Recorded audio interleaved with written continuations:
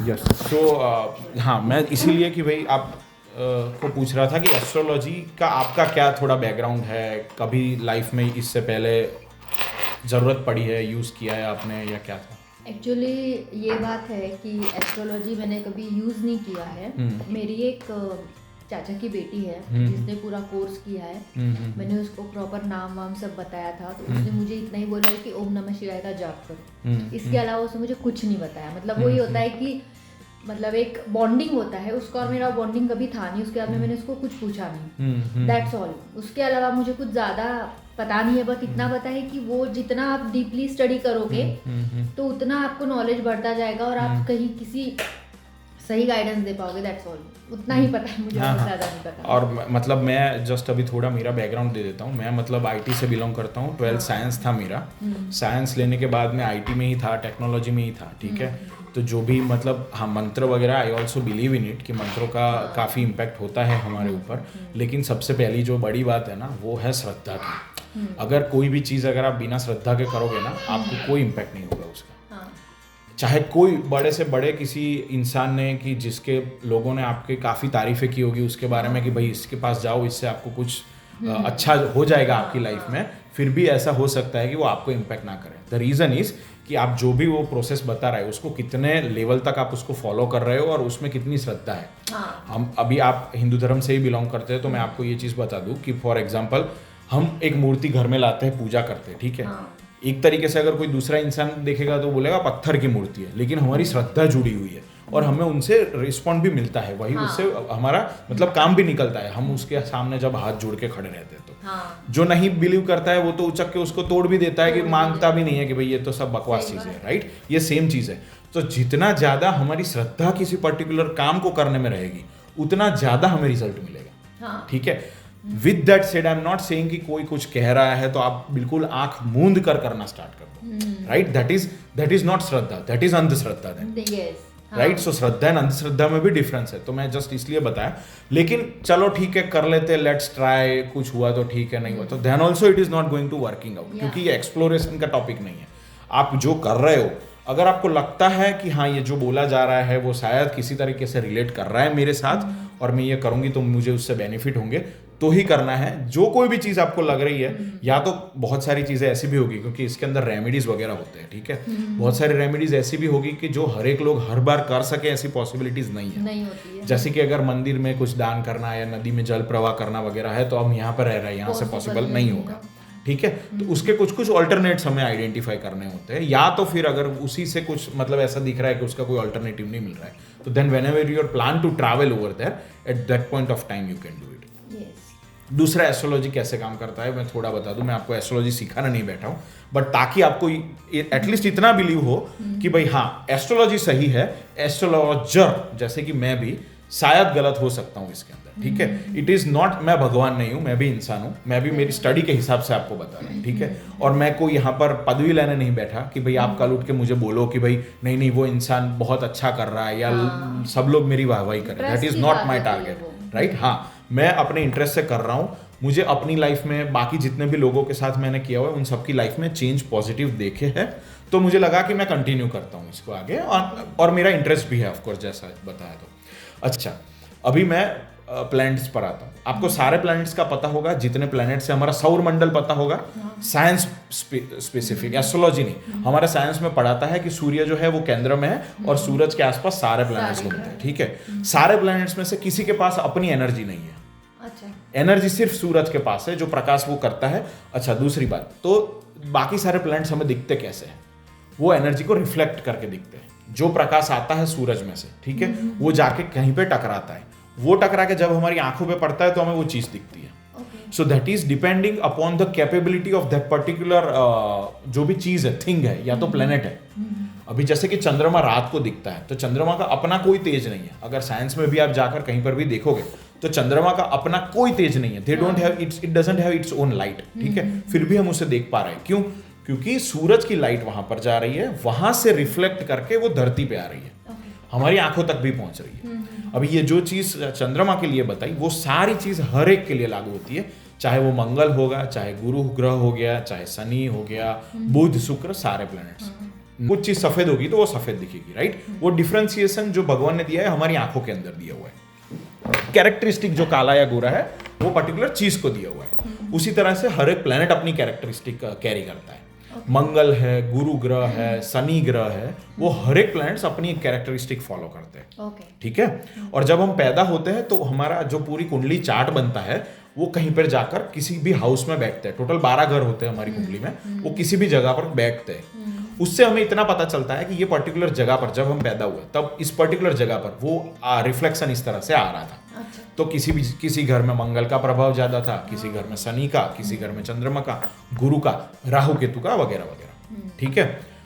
अभी उसी तरह इन सबको मिक्स, क्योंकि अभी 12 घर है तो इन सबको मिक्स करके फाइनल प्रेडिक्शन निकलता है कि किस पर्टिकुलर प्लेनेट का इम्पैक्ट आपके ऊपर ज्यादा है, किस पर्टिकुलर प्लेनेट का इम्पैक्ट आपके ऊपर ज्यादा नहीं है, बट वो प्लेनेट आपके लिए पॉजिटिव है। अगर आप उसका इम्पैक्ट हो सके उतना ज्यादा अपनी लाइफ में लाओगे तो आपको डे टू डे डिफरेंस दिखेगा। ठीक है। ये थोड़ा बैकग्राउंड समझ आ गया तो मैं उसी हिसाब से अपनी एस्ट्रोलॉजी करता हूँ। प्लेनेट हर एक प्लेनेट की अपनी कैरेक्टरिस्टिक है। अगर वन लाइन में मैं बताऊँ तो जो मंगल ग्रह है, ठीक है, मंगल ग्रह जो है वो अग्रेशन का कारक है, वो भूमि का कारक है, लैंड का कारक है, ठीक है, वो फाइटिंग का कारक है। उसी तरह जो गुरु ग्रह है वो जो ज्ञान का कारक है, ज्ञान देता है, फिलोसॉफी जो देता है वो गुरु ग्रह देता है। सैटर्न जो है वो हार्डवर्क देता है, उनका काम सिर्फ और सिर्फ हार्डवर्क देना है और चीजों को डिले करवाना है। ठीक है। तो अभी यहाँ पर अभी आपकी पर्टिकुलर कुंडली के बारे में अगर मैं कुछ भी बताऊं तो do not depress in terms of कि भाई यार ये मेरी लाइफ में क्यों ऐसा लिखा हुआ है। वो हर एक की लाइफ में लिखा हुआ है। सैटर्न सिर्फ आपकी कुंडली में नहीं है, सैटर्न मेरी कुंडली में भी है। तो मेरे भी कोई एरियाज ऑफ लाइफ रहेगा वो हमेशा चैलेंजिंग रहेगा, आपके भी कोई एरियाज ऑफ लाइफ रहेगा वो हमेशा चैलेंजिंग रहेगा, डिपेंडिंग ऑन कि आपका सैटर्न कहाँ पर है, आपका जो भी बाकी सारे नेगेटिव प्लैनेट्स जो है या तो फंक्शनल मैलिफिक है या तो मतलब बाय डिफॉल्ट वो मैलिफिक माने जाते हैं।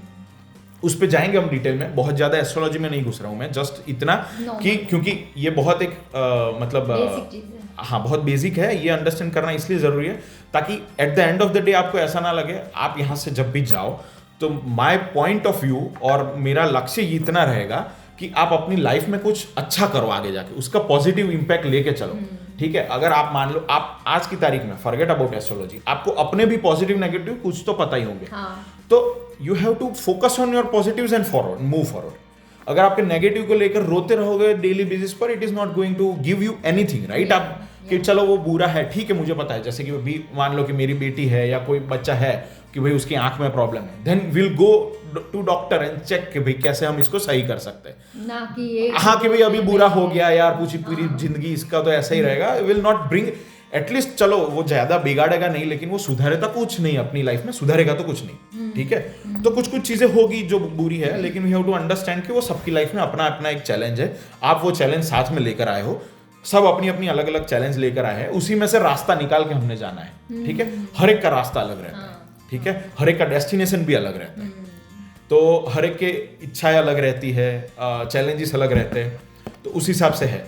Now you have to think in that perspective कि इन सबको मिला के मैं कैसे इस चीज को अपनी लाइफ में पॉजिटिवली यूज कर पाऊं। कुछ चीजें अगर नहीं होती, मान लो मैंने कोई रेमेडी बताई, आपसे फॉर एग्जांपल नहीं हुई, then again don't go into that situation कि यार मेरे से वो नहीं हुआ कुछ ज्यादा, क्योंकि बहुत सारी चीजों में डराया इस तरह से जाता है कि भाई किसी ने बोला था कि आप ये रेमेडी कर लो तो मेरे से नहीं हुई फॉर एग्जांपल, या तो मैंने नहीं किया इसीलिए ये हुआ। Don't go there, never go there. ठीक है। तो सबसे पहला मैं जो कर रहा हूं इसका सबसे बड़ा उद्देश्य तो यही है कि आपको मुक्त करना। एस्ट्रोलॉजी एक्चुअली हमें मुक्त करने के लिए, हमें फ्री करने के लिए और अपने आप को समझने के लिए।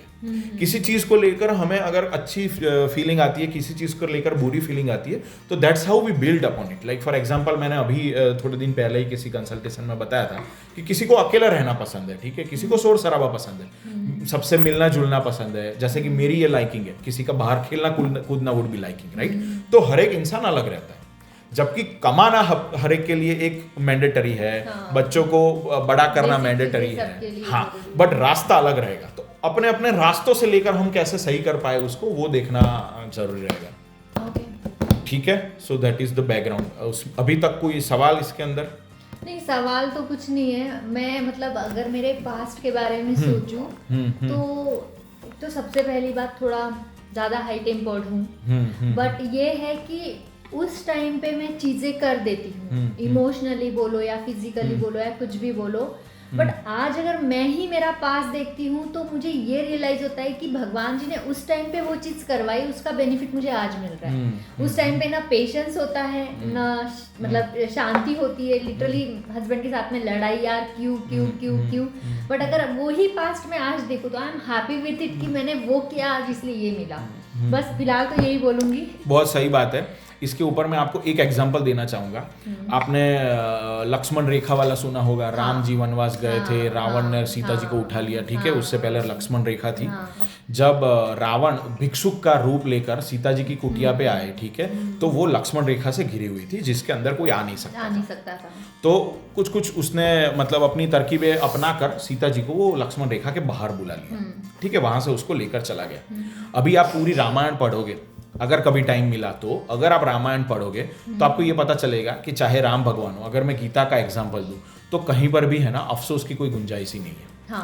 फॉर एग्जांपल, आपको कहीं पर भी एक भी लाइन ऐसी नहीं मिलेगी कि जो कि जाके कोसतेगी कि भाई सीता तुझे बताया गया था कि इससे बाहर नहीं जाना है, तो तूने ये किया ही क्यों। मैं रामायण मन का पढ़ती हूँ, सुंदरकांड पढ़ती हूँ, तो उसमें मैं यही सोचती हूँ कि उन्होंने मतलब लिटरली बोला है कि मतलब जो फॉरेस्ट में वो रहते थे, अशोक वाटिका में, वहां पे सब उन्होंने बोला है कि तू मुझे उससे क्या बोलते हैं सीता जी से मिलवा दे, लेकिन कहाँ है, कैसी है, वो मुझे कुछ नहीं पता। और वो कभी किसी को कुछ नहीं बोलते, he was doing only work. मतलब इतनी अच्छी बात है, अगर वो चाहते तो सीता जी को डांट सकते थे, लक्ष्मण को गुस्सा कर सकते थे। जब वहां से घर से निकले वो, तब भी अगर सीता अगर जिद नहीं करती तो वो शायद उसको वहीं छोड़ते थे कि मेरे मम्मी पापा की सेवा कर, मेरे साथ मत आ। बट वो जिद करके उनके साथ गई, लक्ष्मण भी उनके पीछे गए। मतलब सब कुछ स्टेप बाय स्टेप हुआ, बट उसमें क्यों हुआ, या तूने क्यों किया, ये चीज नहीं कभी नहीं होगा,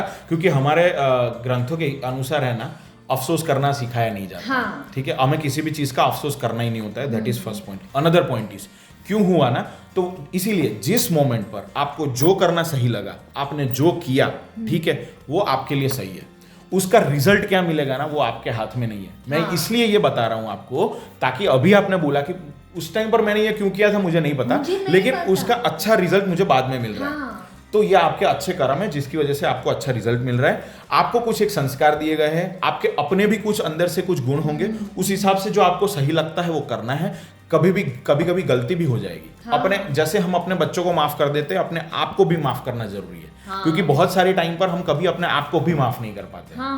राइट? तो जब हम किसी जगह पर भी अगर हम अटक गए ना, वहां से इट विल बी वेरी, क्योंकि हम किसी से शेयर नहीं करेंगे, but down somewhere down deep down inside ना वो रहेगा।